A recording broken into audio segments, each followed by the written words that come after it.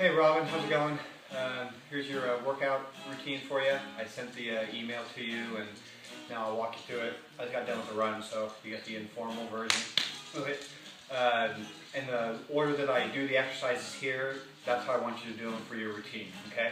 So start off slow, make sure you don't pull anything. There's some range of motions you won't be used to, and then you can work up from there. Okay, I'm going to have you start off with squats with a military press built into it. So it's going to look like this from the front, and you can put 5-pound weights in your hand or nothing to start with, whatever you want. So have your feet about shoulder width apart, and keep your weight back on your heels, not on your toes, and just squat down normal. Down to here, make sure the knees are staying behind the toes. If you put your weight forward, they're going to go in front, so keep the weight back. And then when you're in this position, push up, come down.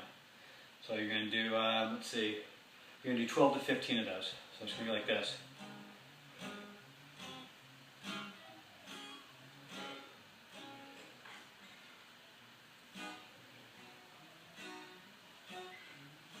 Okay, this is going to look like from the side. Now if I put my weight forward, watch my knees, they're going to go in front of my toes. Don't do this. Okay, don't do that. So you want this.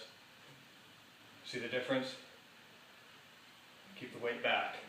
So it's going to look like this.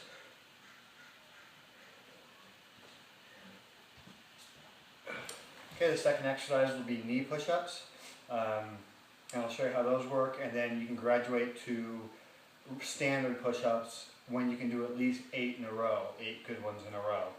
Maybe you can do that now, so I'll show you both versions. But the knee push-ups, you start in this position. Get your hands just a little bit wider than your shoulders. I like to lift my feet up, scoot my knees back a little bit, and I just inhale all the way down, go all the way down, nose touch the ground, exhale on the way up, keep the back straight, engage the core, inhale, exhale, inhale, exhale, inhale, exhale, and that's it. So I'm going to have you do, let's see, 12 to 15 of those. And once that gets too easy, or like I said, you can do the standard push-ups, at least 8 of them. Go ahead and switch to the standard push-ups. And then at some point you might even do something like where you do 10 knee push-ups and you switch to 3 to 5 regular push-ups, and then you start changing that ratio. So on the standard push-ups, it's going to be the exact same position, except obviously just take the knees off the ground, inhale, exhale, inhale, exhale, inhale, exhale. Try to keep the body straight. Try not to have the butt in the air or sag down like that. No, just like this. Inhale, exhale. You can also have you do plank for your core. This is going to be a standard plank on your forearms. So, I just get into this position like we were just in for the knee push-ups. Drop down to your forearms here. And we'll see what I have you doing. I have you doing sets of 20 seconds.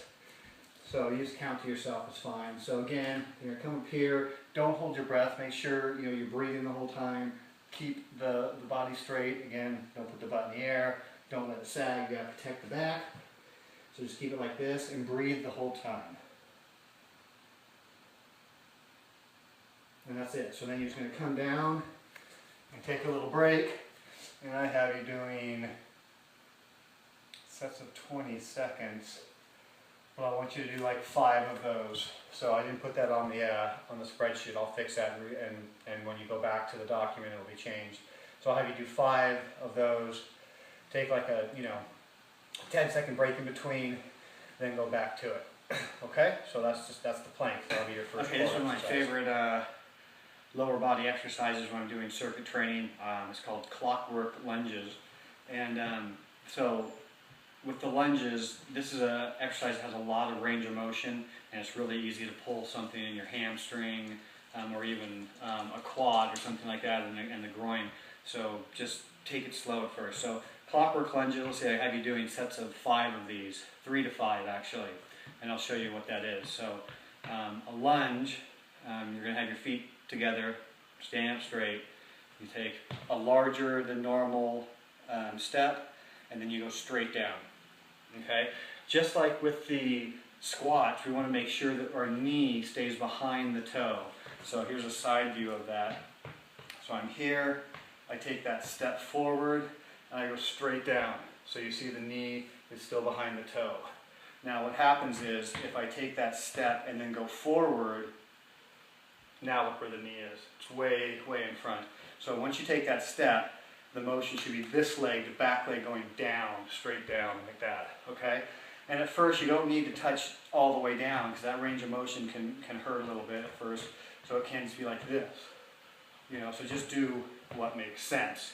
So with the clockwork lunge, what we do is, you start with your right foot forward, down, up, and then right, and then you do a squat, boom, and then together, and then back, straight down, and then back, straight down, left, and do a squat, back together, left forward, to the lunge, that's one. So you do 3 to 5 of those to start, and then you can add to those. Excuse me, I'm drinking beer while I'm doing this, just finished a run, only for you. So yeah, so just make sure that knee stays behind the toe, and that you're not overextending and going too far and pulling muscles and such. So I'll do it one more time for you. Right foot, right squat, right foot back, left foot back, left foot, do a squat, left foot forward, lunge, that's one, okay? Those are awesome. Just take them slow. Okay, now we're going to come to the exercise that started this whole thing. I call them plank to planks. And so this exercise here. So we're in the plank position, and then we go up into this position and down. And then next time I reverse it. So I start with the left hand the first time, I'll start with the right hand this time. It's not about speed here. That's it. Again, you make sure the body's nice and straight, engage at the core, and breathe the entire time. And I think I had you doing these to failure. Yeah, so you're just going to do as many as you can of these without hurting yourself, of course. And then that would be that. Just one set, as many as you can for each circuit. And that's that. These are called shoulder up and outs. This will work all the deltoids. So the medial, the lateral, anterior, all of it. Posterior, it'll work all of it. So you can use your 5-pound weights. If that's too much, either get some lighter weights like 3-pounders, or get some soup cans, or beers, or whatever. And so this is how they work. So you're upright, your hands are in front, you're holding whatever you're holding, or you're doing nothing at first, which would be fine. Just use your hands. Take a breath in and exhale. You come up, and it looks like I'm coming up higher, but I'm really just coming up. My hands are shoulder width. Stop, come out, stop, down, don't touch, up, in, down, up, out, down, okay? Real simple. You'll know you're using too much weight if you have to flex your back at all, or if you start doing this, where it's kind of like this windmill motion, as opposed to a very distinct 3 motions, 1, 2, 3, 1, 2, 3, okay? Again, breathe through the whole time, so I would take a breath in, and I would slowly exhale. And I'd inhale. And I'd inhale, start to exhale. Just like that. And I have you doing sets of 10 with those. I put 5 pounds down, but use whatever weight that you can use where your back's protected, you're engaging your core. You don't have to move your upper body to do it, and you can do distinct motions. Boom, there, and there. I say boom too much in these videos. Okay? Okay, so, not quite said it very well, but I think you'll get the point. These are the Russian twists, and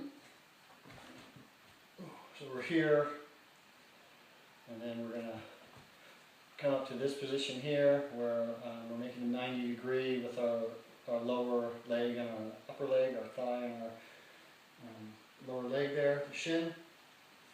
And I'm going to take a breath in and start to exhale and move this way. Controlled. And I can't go all the way down because I'm too tight. And I could go all the way down if I allowed my shoulders to rotate, but I'm keeping my shoulder blades on the ground. Okay, so that's the key here. This will help loosen these muscles that get tight on your obliques and also strengthen, obviously. So inhale, flex the core, start to exhale.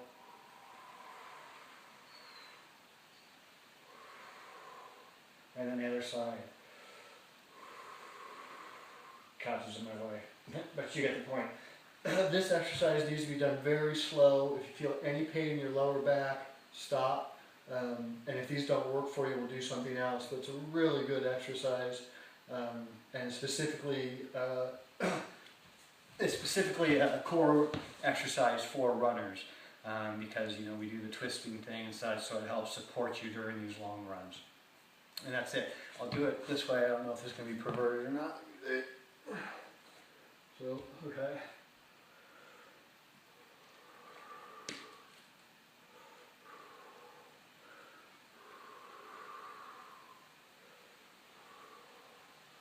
And that's it. I have you doing sets of 10 of those, but start slow with those. That's another range of motion exercise that you're just not going to be used to. We just don't do that as runners, that's for sure, or as anybody for that matter.